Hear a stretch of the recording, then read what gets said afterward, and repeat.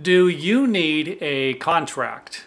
Now, a contract, keep this in mind. A contract is just an agreement between someone. So if I just pull out a blank piece of paper, write, I'm going to repair your kitchen cabinet, and then it's going to cost you $200. That's not really going to be, it's not a real specific thing. Now, if I'm your Uncle Bob and I've been doing work like this for years and everybody gets along with me and I come in there and I say, I'll fix your kitchen cabinet. This is what I'm going to do. You know, I'm going to adjust the door here. I'm going to take the door off and sand it and make some adjustments, put it back on. Everything will look great after that. And you've been doing work like this, and maybe this is the third job that this person has done for you. You might not need a contract.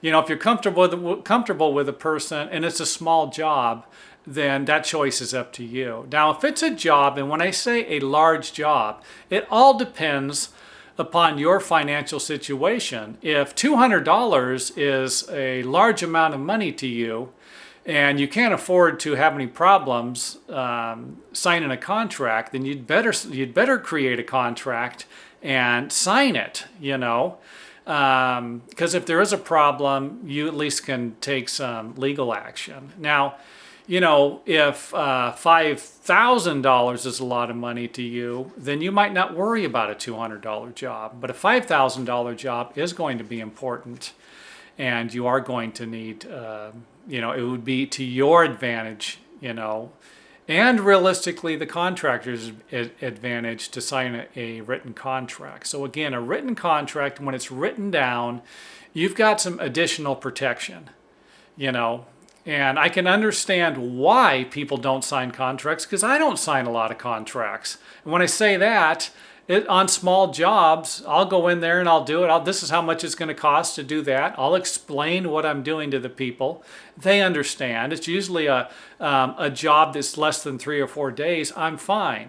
But if I'm going in and I'm remodeling someone's bathroom and it's only going to be a 3 or 4 day project, so let me just clarify that. If I'm tiling someone's floor and I point to them, this is what I'm going to tile, then I'm probably not going to have a problem with this, especially if they're supplying the tile.